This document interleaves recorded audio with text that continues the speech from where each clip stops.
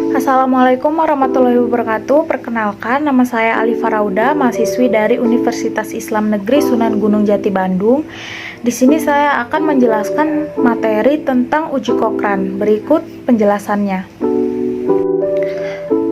Pertama-tama saya akan menjelaskan pengertian uji Cochrane. Uji Cochrane ini digunakan untuk mengukur atau menilai apakah tiga skor pasangan satu sama lain bersifat nyata atau signifikan, baik berada di satu area secara bersamaan atau di area yang berlainan atau terpisah. Jenis data dari uji ini berasal dari sampel yang pengukurannya bersifat dikotomi atau berpisah dua.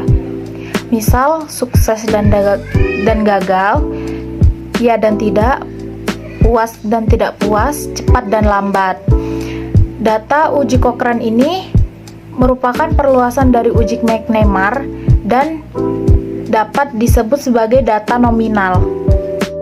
Lalu selanjutnya metodologi.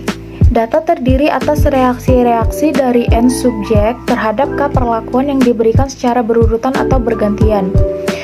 Reaksi-reaksi tadi dinyatakan dengan 1 untuk sukses atau 0 apabila dianggap gagal.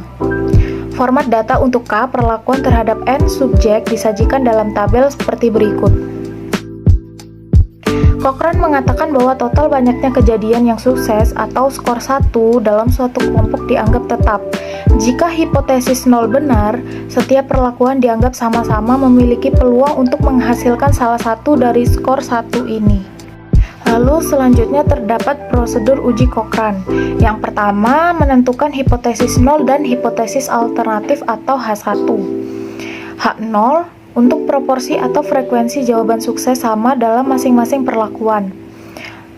H1 untuk proporsi atau frekuensi jawaban sukses minimal ada satu yang berbeda dalam masing-masing perlakuan. Lalu yang kedua, menentukan taraf signifikansi atau alfa. Lalu yang ketiga, hitung statistik uji. Yang keempat, menentukan wilayah kritis. Yang kelima, keputusan. Lalu yang terakhir, kesimpulan.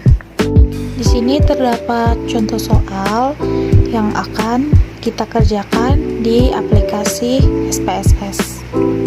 Jadi di sini kita sudah masuk ke aplikasi SPSS. Di sini saya akan menulis wawancara 1, lalu wawancara 2, lalu wawancara 3. Untuk desimal semua kita ganti ke 0.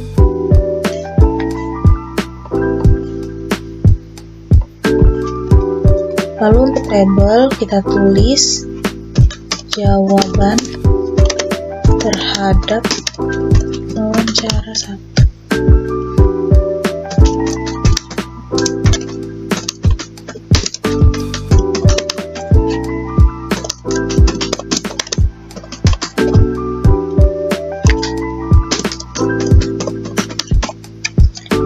Lalu untuk values, di sini untuk value kita tulis 0 untuk label tidak, setelahnya kita add, lalu kembali lagi untuk value 1 dengan untuk label ya, kita add, jika sudah kita oke. Sama seperti wawancara 1, untuk wawancara 2 value 0 untuk label tidak, lalu kita add, setelahnya value 1 dengan label ya, kita add, setelahnya oke. Dan selanjutnya sama untuk value 0 untuk label tidak, kita add. Lalu value 1 untuk label ya, kita add. Jika sudah, klik OK. Jika sudah, kita beralih ke measure, lalu kita ganti ke nominal semuanya. Setelahnya kita ke data view.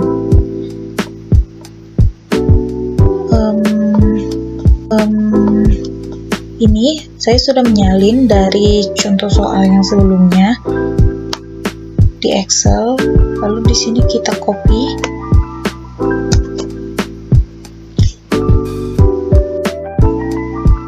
Lalu kita paste. Nah, jika sudah, kita beralih ke analyze, lalu non-parametric test, legacy dialogues, lalu correlated samples. Setelahnya akan muncul tabel kecil seperti ini. Lalu untuk wawancara 1, 2, dan 3 kita pindahkan ke test variables. Jika sudah, checklist yang Cochrane Q. Jika sudah, kita klik OK. Setelahnya akan muncul dokumen seperti ini, dan ini adalah hasil dari frekuensi atau tabel kontingensinya. Lalu ini adalah hasil dari tes statistiknya. Untuk N jumlahnya 18.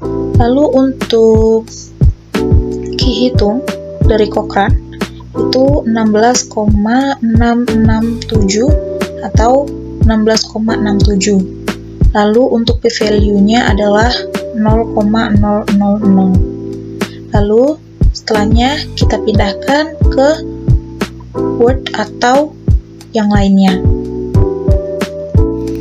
Jadi di sini sudah ada hasil dari uji yang kita lakukan di SPSS tadi, sudah saya pindahkan, dan di sini kita sudah bisa mengambil kesimpulan apakah H0 ditolak atau diterima. Sekian penjelasan dari saya, kurang lebihnya mohon maaf. Wassalamualaikum warahmatullahi wabarakatuh.